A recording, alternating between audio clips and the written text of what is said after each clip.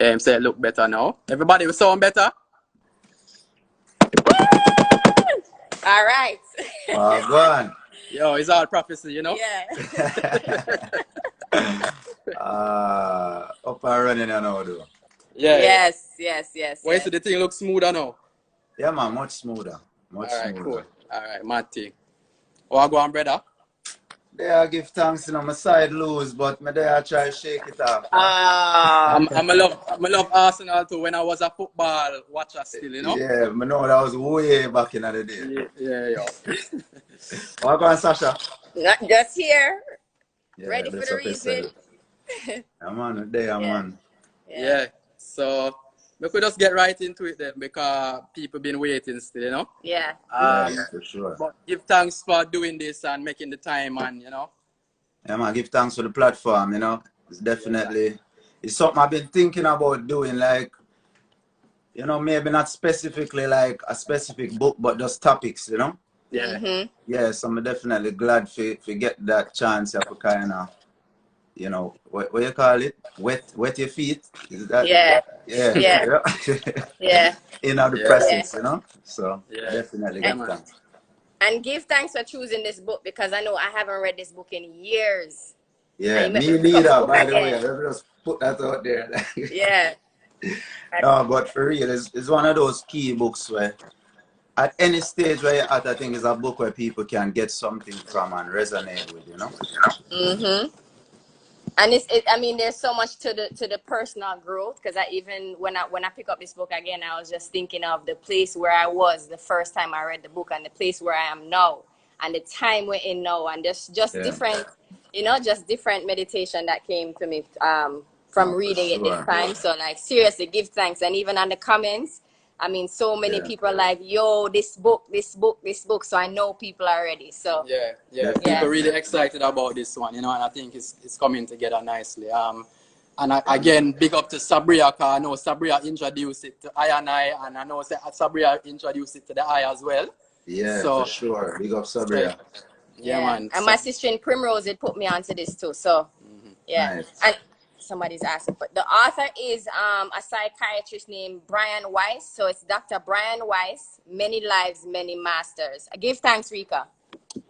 All right, so I want to open the floor to you for give us the first kind of general direction. What is the reason why you picked this book and you know what is it?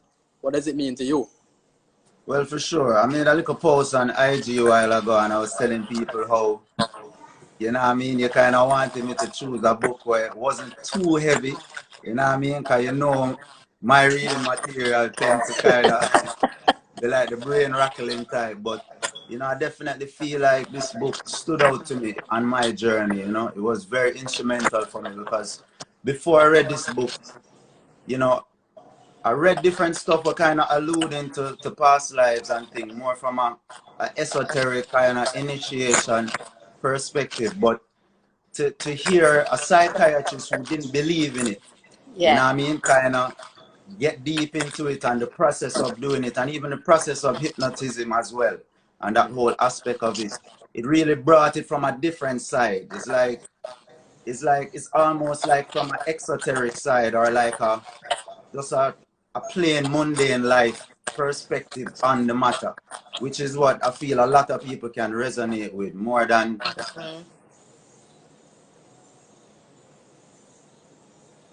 the freezing I go on theme side. Okay. You know, so I have a time limit on Instagram for the day and the notification come in while ago. Me too. Me too. Yeah, but as I saying, it's like I kind of like this perspective, you know, because I'm more used to looking at it from a kind of complex, you know, multidimensional spiritual perspective, and this kind of brought it home in just basic ideas. And I actually find that this book for me goes hand in hand with another book called Journey of Souls, where this one talks about you know, speaking with the masters and going into previous lives, but Journey of Souls kind of covers the in-between lives process, you know, and the process of going through shedding your bodies and going into the heaven world and then preparing for the next life. So anytime people ask me for books, you know, recommend books, I always recommend these two hand in hand. And I feel this one is probably the best one to start with. So yeah, definitely felt it was a good one to discuss today, you know. Yeah, man. So let's kind of break it down for ones who have not read the book.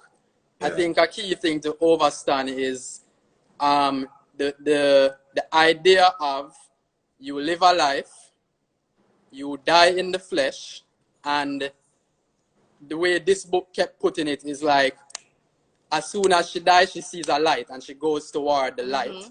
Exactly. And she ends up in this in-between place where she is now waiting.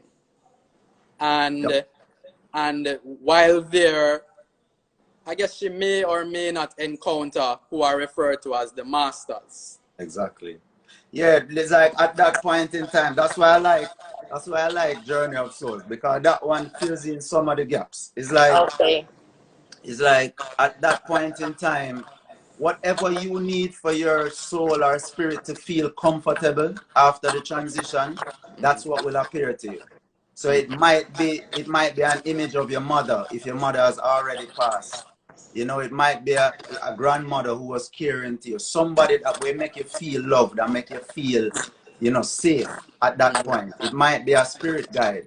If somehow maybe that spirit guide has been like very active in your life from a, you know, a real tangible perspective, then it might be that spirit guide that might appear. But yeah, it was definitely great to see like the man go into them thing there with Catherine and with the other patients. And you always hear people talk about like near-death experiences and them, you know, going towards the light and things like that. And then it for me it gets crazy when I read like Rudolf Stein and them and then you hear about how the astral world is just a world of light. It's just a luminous world.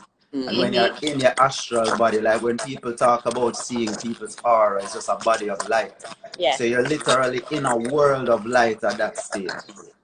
And then you can even get deeper, and when you get to that second heaven now, it's a world of sound. So you're hearing all these kind of heavenly sound waves and sound frequencies, and that's a whole different thing. But it's definitely, yeah, it's crazy to me, you know. How it's crazy how all these things that you hear people talk about in like movies and stuff, like it's actually, you know, there's actually substance behind it.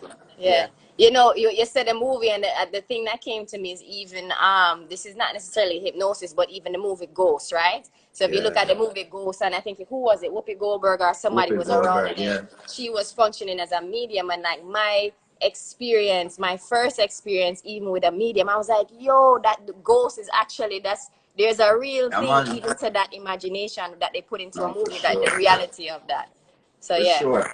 And that's the thing with Catherine, because even when so just to give people, I know Dottie kind of gave an introduction, but for anybody who just tuning in, so basically Catherine went to this psychiatrist with anxiety and all these kind of issues, and basically he was doing, you know, regression therapy with her, carrying her through hypnotic states to previous eras in this life for her, you know, and it was working to a point, and she kept coming back, and eventually, you know, he asked her to keep going back further and further until she started describing another life, you know. And the thing about it is, as the story started to develop and these masters or these highly evolved spirits started talking through Catherine, it's like she became a medium in that perspective. So it's like, even I've done readings with mediums, and it's like different souls start speaking through them, you know, souls that have messages for you or whatever it is. And those masters had messages for Brian Weiss because of the work that he was doing. So, you know, he felt that this work that he was doing with Catherine wasn't just about her alone. It was also about him and preparing him for future work, you know. And it was crazy how certain questions they would answer, and certain questions is like the time wasn't then to answer it, you know? Yeah. Yeah. It's like there's always a sense of that when you get into the esoteric world, and you know, because we're going through stages as human beings in our evolution, and it's not everything we're ready to hear at the moment. Sila. You know what I mean? So we have to work in processes, and everybody is at their own individual state of development. So yeah, it's crazy. And whether it's with Catherine or with mediums, in my experience, it's not everything that is said they even remember. You know what I mean? It's like an aspect of their consciousness actually leaves their body and it gets filled with other beings. Like, I believe it's on the etheric level. And it's like, you need ether basically to communicate between your astral body and your physical brain. So without the etheric body in your head, in your brain, and somebody else's ether filling it, then your brain won't be able to record those messages, you know, like how you'd be able to. In other words, your brain is being used by these other spirits. So it's like when she comes back and she doesn't remember, it's because of things like that. You know what I mean? He has to tell her, and she didn't even want to know certain things. Yeah. Because she felt like it was just too much for her, you know? Yeah, exactly. Right. So yeah, everything there. Interesting. On the point of like everybody having their own individual journey. One of the things that came out in this book, or at least jumped out at me, was we like to speak about everybody, all people being equal. This book specifically says all people are not equal. Yeah, equal. Equal is a relative term. Equal is a relative term because we have to put it in perspective, right? Everybody is individual, seeing, but we all have, in terms of all of us being on a journey towards fulfilling and realizing ourselves, or the metaphor that was used in the book as purifying our diamond, you know, so that the diamond can shine. Everybody is a diamond in that sense, equal in that sense, but in terms of our different stages of experience and how we've processed these experiences through multiple lives, we're all individual and different, all unique. And then there's this tendency for us, right, to gravitate towards people who vibrate on a similar level as us. Yeah. So we are naturally drawn to certain people, and I mean, I always like to say, like, I feel like I'm a part of a soul group, and I can identify people by name who we either communicate every day, or we never communicate, or once in a while, or whatever. Exactly. But I just recognize we're on the same journey, and we're always going to be in each other's sphere of influence. And that's the thing. All right. So you tell me, because remember, I haven't read this in a few years. So tell me if this is coming from Many Lives, or I'm mixing it up with Soul Journey, or Journey of Souls. There's a point where when we're in the heaven world, and after we're done process the current life, and we're starting to plan and prepare for the next life, we actually like link up with our soul group and start planning for like where we are going to meet up at different points, and what kind of interactions we ever have, because it's literally planning goes into these things, you know what I mean? And I found that's why I love using these two books together, because like seeing them things, they just make everything start to make sense. Like you buck up somebody when you're 25 and you never meet them before, but the energy just clicks so much. Familiar, and then to find out that there's a possibility that we don't know each other from past life, and we plan this. It's not like it just happened by some divine coincidence. Yeah. You know what I mean? It's everything that's happening in the world is planning on some level, and we have these higher beings that are looking out for our best interests. You know what I mean? And it's literally because those beings have been through the stages that we have been. And it's like I always say, it's like a school. It's like when you reach second form or third form, and you've done master first form already, maybe you can go and help 1 and 2 You know what I mean? First farm First part, students yeah. with them class or do a little tutoring. Mm-hmm. You know what I mean? Then you have the people them who reach sixth form and become the prefect them and become the deputy them and all of them kind of thing where really stood out. You know, and them end up kind of almost policing some of the younger, where it's not really policing, it's just kind of guiding them. You know what I mean? And then you have the ones who left school and become teachers and come back. Yeah. And I always say it's like, because we talk about God and people love to pray to God.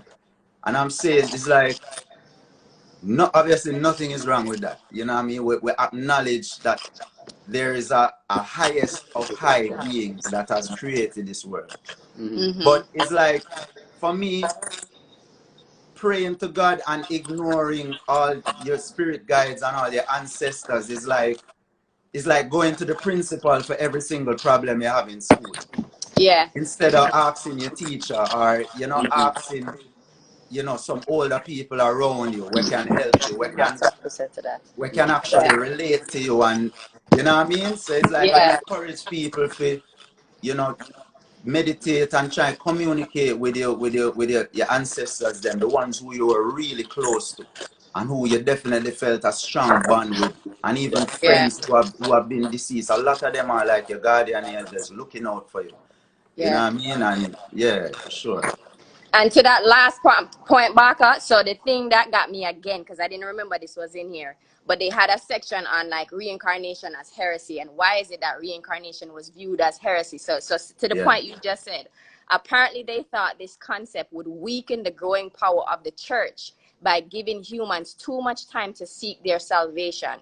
So even in looking at the fact that that's not something we have the power to do, we have to go to the church or we have to go to one person to get that, it removes the ability of us to even see the God within ourselves. And that's something that the masters had really alluded to too. So it said, yet the original references to reincarnation had been there. I just inserted reincarnation. The early church fathers had accepted the concept of reincarnation. The early Gnostics, Clement of Alexandria, Origen, St. Jerome, and many others believed that they had lived before and would live again. No, it's clear. It's clear. I mean, they definitely knew it. Like, we got through different stages. And I feel humanity at a certain point. All right. Between the time of Christ to now, we've developed intellect, and we've been more brain focused as a human family. You know what I mean? And the thing about developing this is like, the more we develop this is the less we become heart-centric or intuitive, or the less we see into the spirit world.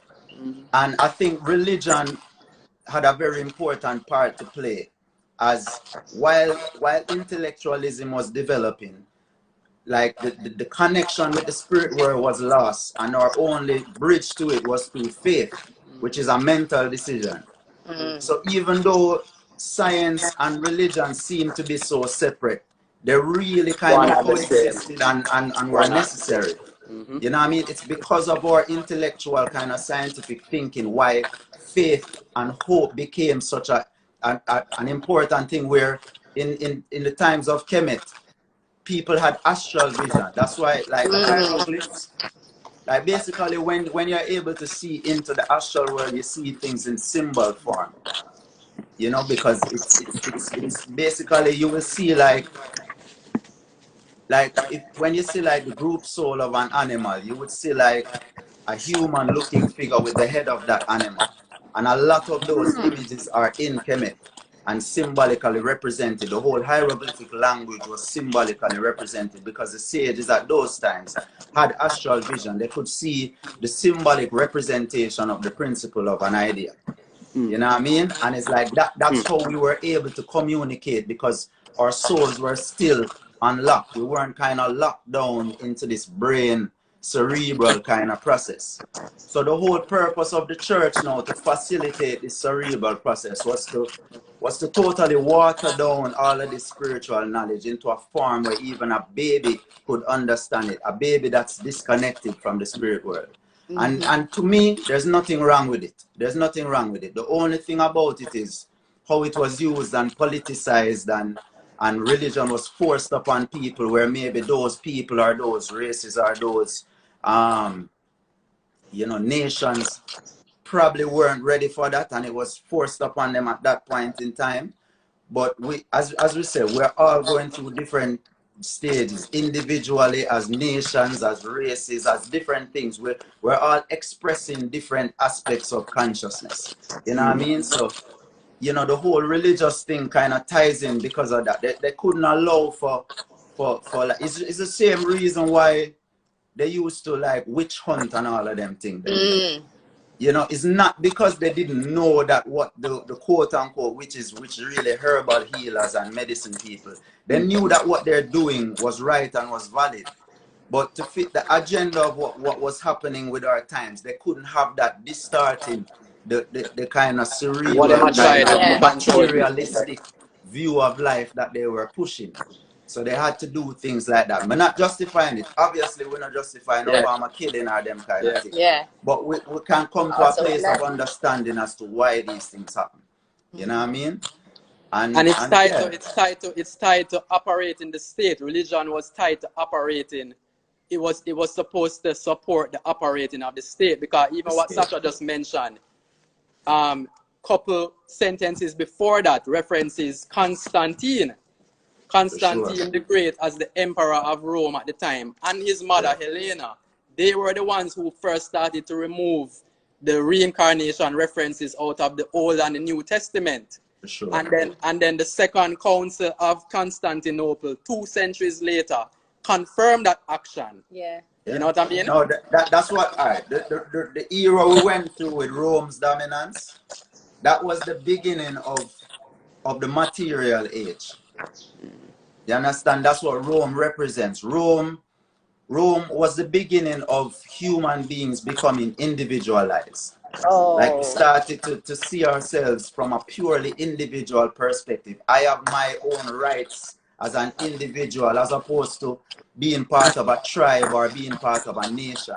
Even the Greeks still had some national pride about them, but the Romans was all about the Greeks. Yeah, like, you know what I mean? Like the Cretans and all of these people, or whatever you want to call them. But it's like the Romans really, if you look at all the paintings in Rome, like, they started to really, you know, scope out the human form and the figure of the individual. You know what I mean? It was about individually being beautiful and all of these kind of things. So definitely their agenda had to tie in with the church's agenda at the time. You know what I mean? Which was about that. And I do believe that on a deeper level, like aside from the material level, I believe that even Christ represents that form of individualization too, because I think with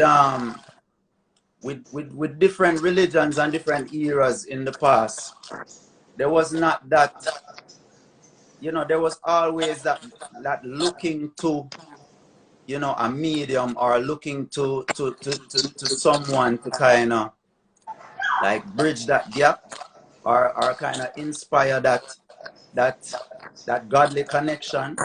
But like, I find, like, if you really get deeper into Christ's message and his teaching, it's about directly, like, one-on-one kind of, like, as he said, ye are gods, like becoming one in that connection with God. And it's like, in doing that, you become a Christ within yourself. You know what I mean? And that is the long-term goal that impetus was set in. So all of these different eras, the Greeks, the Romans, the Middle Ages, the Dark Ages, all of these things up to the present time, the revolution with electricity and technology and all of these things, is just stages towards that process of Christ consciousness. And at different times, different ideas get injected into the minds of human beings through important figures. So I feel like definitely this Brian Weiss brother have a part to play in it, and others too, you know. One of the things, to even really back in now to his experiences, he came to a kind of conclusion about prophets and sages. Yeah. Because he noticed that in addition to Catherine being able to channel the masters, there were certain times when she was not channeling the masters, but she was expressing great truths and great wisdom and knowledge that wasn't of her regular, it wasn't in her regular consciousness. But he knew through his scientific study of what was happening with her, it was not the master, so it was actually her in what he calls a super conscious state. Her and higher he's basically her higher self. Her higher self. And you know, it brought me back to in the introduction of my second book, Faetidic, which means prophetic. I was putting forth this idea that everybody has the ability to be prophet, to be a prophet. It's not a special thing. I think everybody can attain this level of thinking. And one of the things I was trying to put forth in that book, in that introduction, was that I felt like there was a time when I was very tapped into my super conscious state. And I've fallen from that. I wasn't able to tap in at the time of writing that book. I wasn't able to tap in at will, like I was, you know. My environment was different, my circumstances were different, and I never feel ashamed about it, because I knew a lot of the times people saw me as somebody wise, and you know, but I wasn't trying to keep up this facade like I am a wise man, you get me? But I do believe that you can tap into that super conscious state, every one of us, you know? No, for sure. And we will do it at different points in time when it's necessary. You know what I mean? Even people who have certain dreams where it reveal itself in the future. A lot of the time is them higher self putting those ideas to them lower self in dreams. It don't even have to be another individual or another soul that's communicating with you. Sometimes it's like, because even Rudolf Steiner said the way how he looks at meditation is the more time we spend visualizing ourselves from the viewpoint of our higher self looking down to earth, like figuratively speaking down, because you're not really looking down anywhere, the higher self is there with you.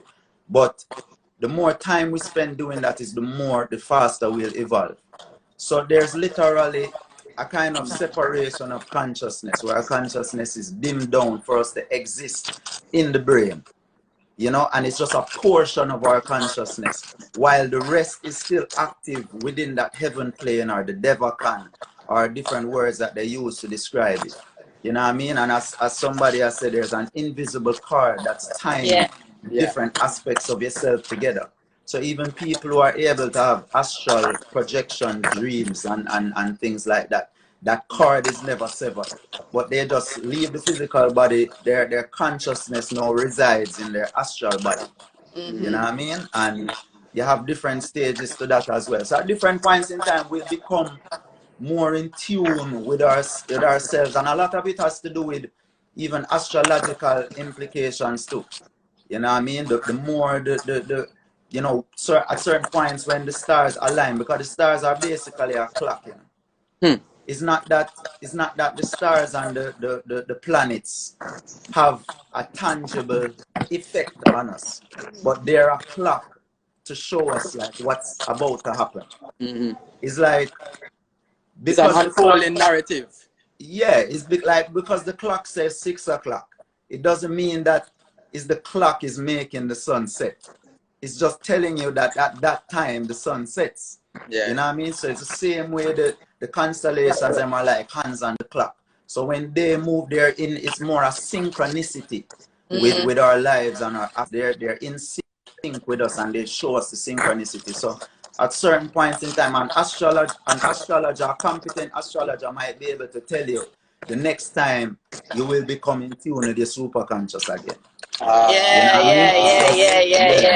There's that kind of thing. That's why people have to be careful to not to give out the time of your birth, because it's like, if a real astrologer know your time of your birth, it's like them can tell everything about your life, everything, more than what Apple and Facebook them are doing with data and all of them things. It's like, that is the real science, you know. You know, on this subject, and shout out to Jana because she's doing a Note to Self challenge, and introducing people to the idea of you looking at your birth chart and whatever. So, of course, you know, even on that, let's caution everybody to be sure who you're dealing with when you're investigating your birth chart. for sure. But we were talking about birth charts, Sasha and I, yesterday, and like we were saying, you know, like, I would definitely want to get your thoughts on this, and I'm sure we're probably reasoning along these lines already. But the idea, you know, I always kind of believe that we choose our circumstances that we are born into. We may even choose our parents. Definitely. Right?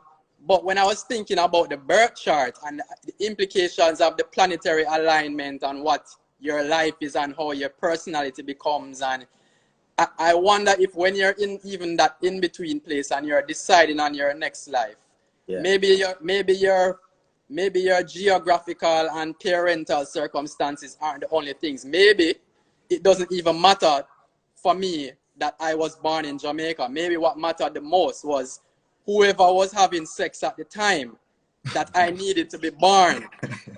No, seriously, at that point of conception, whoever was doing it at that time, that's where I need to be. Yeah.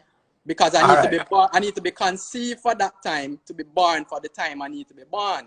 Here where it gets complicated. All right, go through, Sasha. All right, so on that then, because we had always thought, okay, you're choosing your parents, but it's complex. You're choosing your parents. You could possibly be choosing the alignments in the universe at the time. And honestly, there's sometimes that some people look and say, you know what, I really want to deal with this family because of some lesson that I need to come back and learn. Like, what's the thing that I need to really move forward and do? So it always has to do with that, your soul's purpose to along the journey. So there's all of these factors now that just adding to how people choose to come and reincarnate back onto this plane. That you hit the nail on the head. There's a lot of factors. Like, that is the way how that is question was formed. You could say that that's more an individual perspective on it, rather than everything is a collective perspective. Like, your karma is tied to your parents' karma from previous lives. That's why you're born into that family. There could have been something that is not like we just choose random families that fit our need for a lesson. Like, the whole reason we return to Earth is because of karma. We have generated karma over time, as Sasha said, and we have generated karma with people. You know what I mean? So we have, you know, somebody you don't get along with, maybe that's coming from a previous life. As I said, in meaning of life, it could have been somebody that you've killed, or they even killed you in a past life. And one of the reasons why you incarnate in that location, as you know, to address that question, is because to give yourself an opportunity to work out that karma with that person. On that note, let me... sorry to cut you. I should not cut you there. But I want to bring in, because you just brought that up. This is what one of the masters actually said to Brian Weiss. We have debts that must be paid. If we have not paid out those debts, then we must take them into another life in order that they may be worked through. You progress by paying your debts.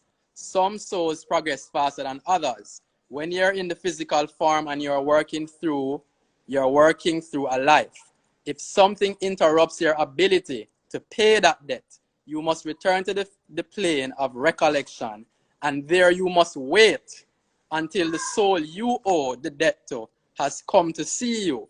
And when you both can be returned to physical form at the same time, then you are allowed to return. That deep.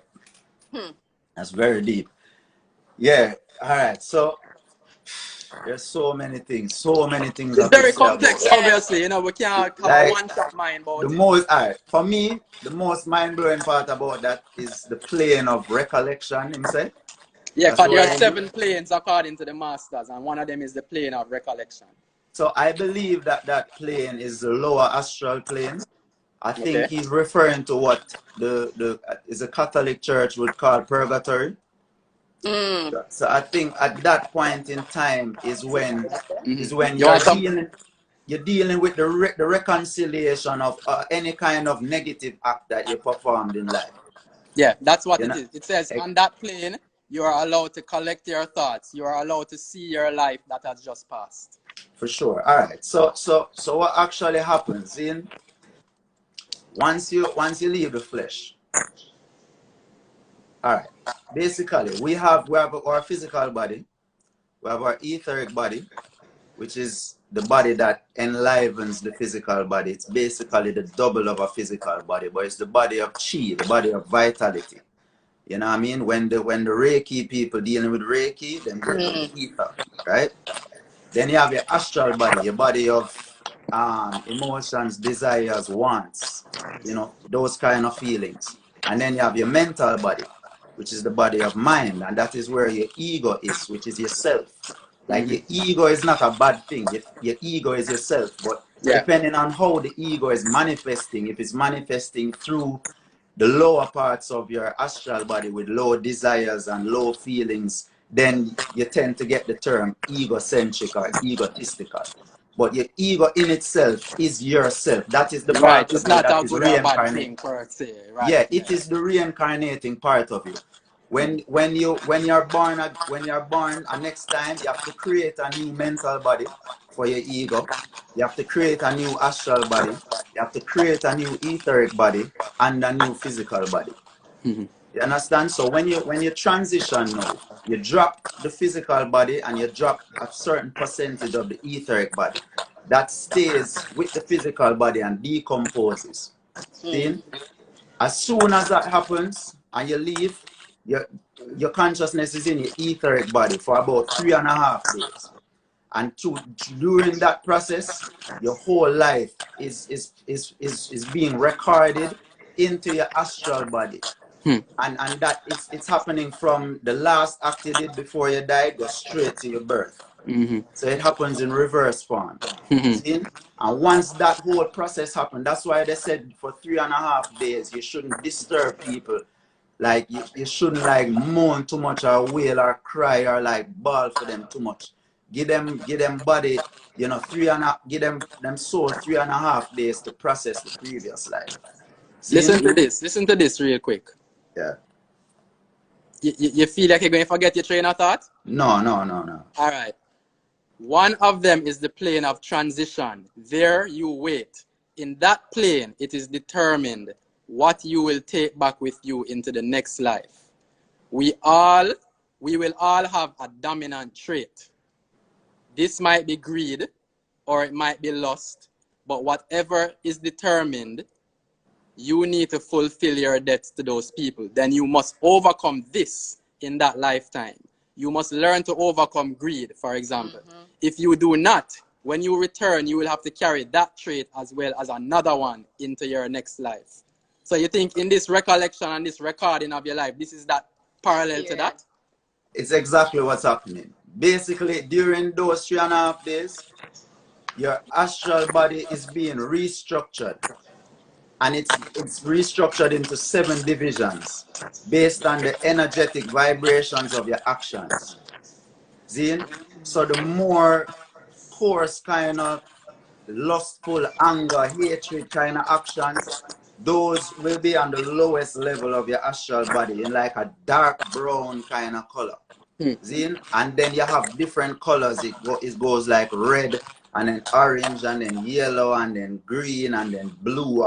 And of course, colors have frequency as well. Just frequencies. And it's literally just a symbolic expression of those actions. So the dominant trait that you have, it will be the dominant color of your astral body.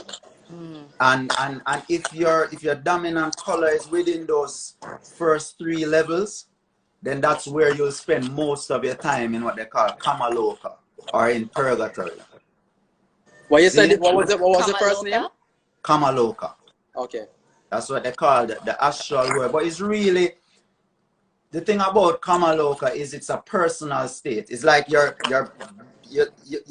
wrapped in your own astral body, in the astral world, like a cocoon. So you can't really interact with nobody while you're working through certain things, unless you have a particular soul to interact with. You know what I mean? But you're still working. So what they're saying is like, if you did beat somebody or you did cuss off somebody, you're going to be it's like it's like your astral body become like a projection, a movie projection, and you get thrown back into that experience. But you feel it from the perspective of the person who was being hurt. So that is how you end up wiping away those desires. You have to really experience it. So what they're saying is that one of the things you can do to speed up your afterlife process is actually go through that process every night before you go to sleep, and kind of try and feel anything that you did to anybody that might be negative, and try and feel genuine remorse. That's what the Catholics call repentance. But it's something where you really have to do, and the more strongly you actually feel it, is the more you kind of wash away those sins, as they would call it. You know what I mean? So the more you do that, is the more you cleanse your astral body, so that you don't have to spend a long time in the lower levels of Kamaloka. You move on to the higher levels. And that is where you experience the bliss of all the good actions that you did. Do you think that if you do that effectively within yourself, you are exempt from having to apologize to the person that you wronged? I don't think so. I don't think so. You know, I don't know if it's all down to a science like that. You know, I do feel apologizing, if you have the opportunity, is a part of that process. Like, if you apologize really and sincerely, you probably have to do that process. You know, but if you don't have a, like, if the person died subsequently and you don't have a chance to, then, you know, I feel like, because that soul might still be just watching you, you know, and waiting for that release. You know what I mean? Because that soul will still be tied to you, you know. In some way. Like, at some point, them have a plan for you get an opportunity to make up to them. So they want to feel that release as well. So the more you can release them things, there's better. That's why even in the you sound like you want. Yeah, I wanted to say something. No. There's so much happening in my mind, Mark, and I can't keep up because I'm also looking at the chat too. But we're getting some serious questions are going on in the chat. Yes. We need to address some of them questions. Like, definitely want to address some questions. We're collecting questions. Some questions are being funneled to us. So as soon as that. Nice. Wow. Okay, so many things.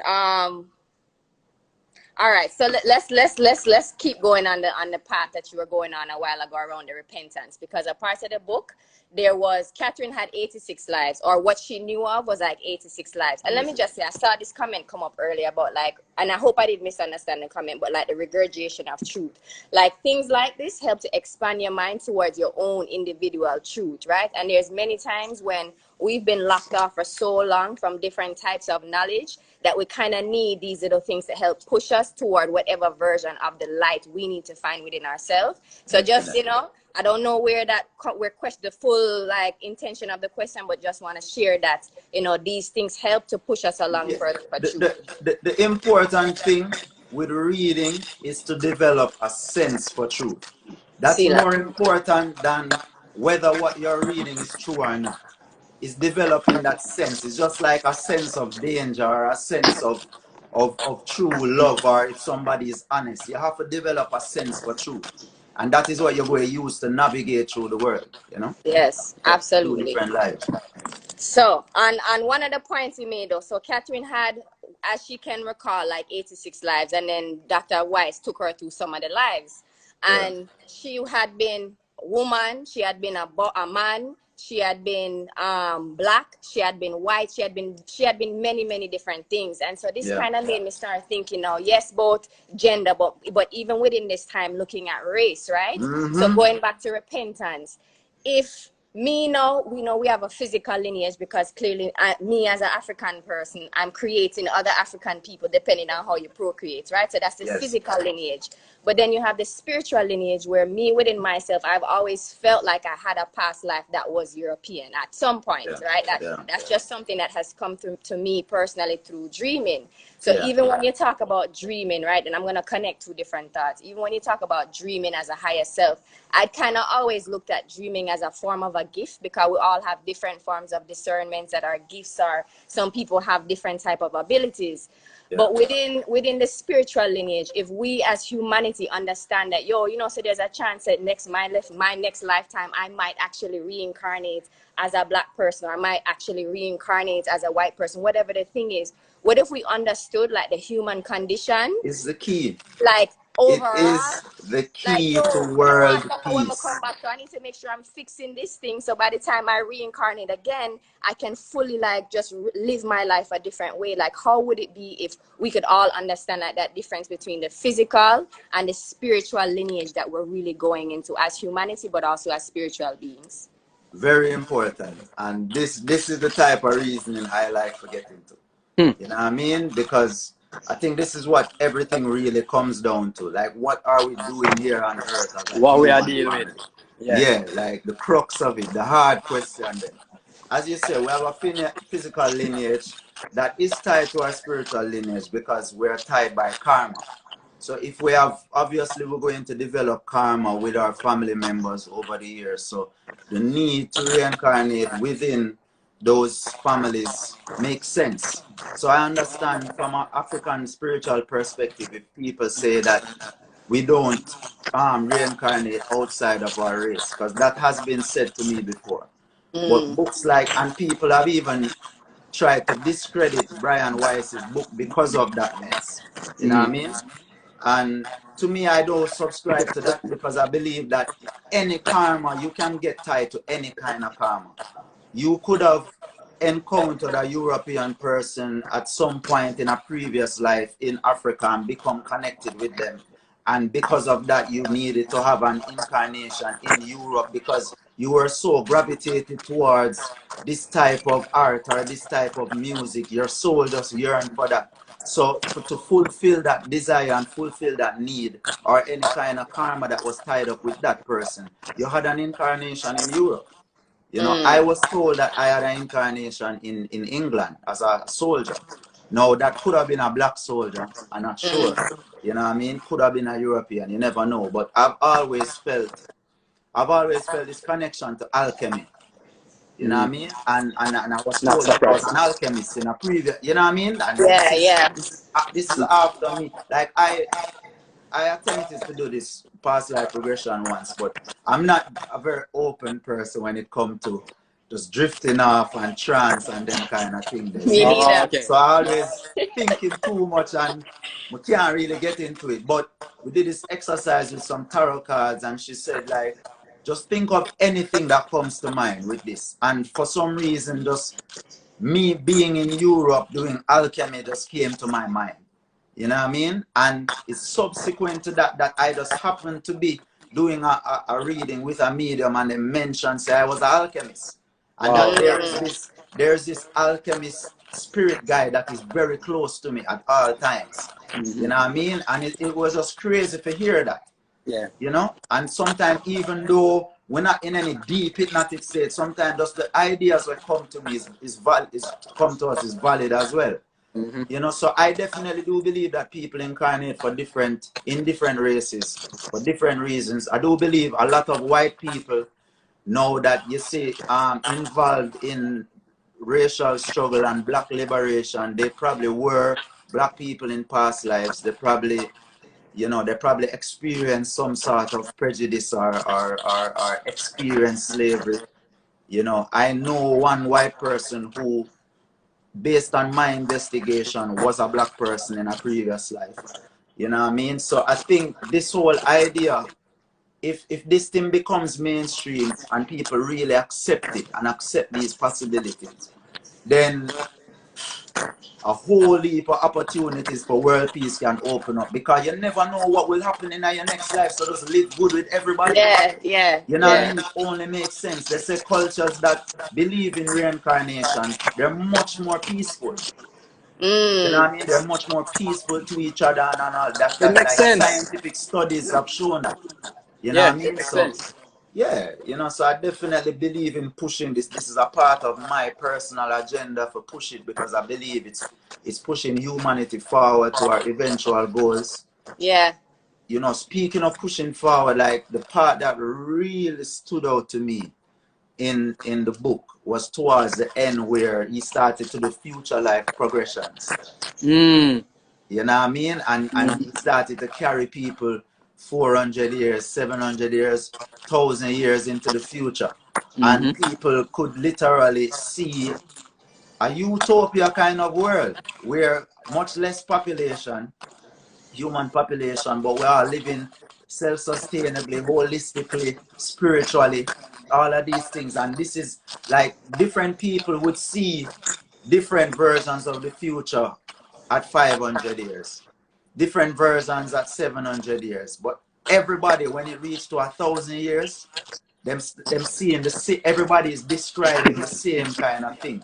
So it shows his view of it, Brian Weiss's view of it, is that we're definitely heading to this goal, but how we reach there, you know, like some people say it was like a meteor did come and hit the planet and wipe out whatever. Some people say it was war. Some people say it was disease. But whatever it is, we see how Corona, like, bringing about a raise in consciousness within humanity. Everybody at home, everybody meditating, everybody doing yoga, everybody, you know what I mean? You don't have a choice but to go into yourself now. Yeah. So it might be something like that that causes it. And we looking at it and saying, it's a dreadful thing, only for people are dead and thing, but knowing that we all reincarnate and we all are here to go through these things, death being one of them, it's like you can start to see the positive in anything that might happen. Yeah, it's much more at peace about the situation. Yeah. You know, at the part I remember, and I actually had planned to bring it up, so now is the right time, is what, when he was one of the masters, the one that he said sound like a poet, he called him the poet master. The poet master came and said this, and he called this an ominous prediction, because this is what the poet master said. Everything must be balanced. Nature is balanced. The beasts live in harmony. Humans have not learned to do that. They continue to destroy themselves. There is no harmony, no plan to what they do.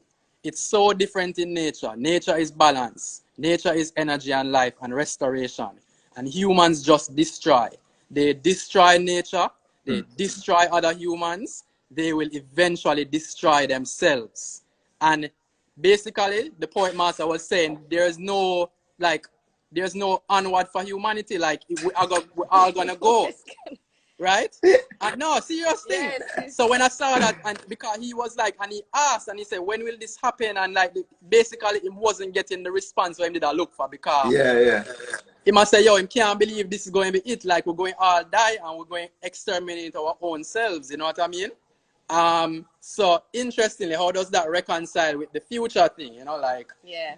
All right. So, according to my readings and my studies over the years, this planet that we call Earth now has been through, this is its 4th incarnation. So the planet has the planet has been born and the planet has died 3 times already. See? So human extinction in one form or the other has happened. Oh, you want it.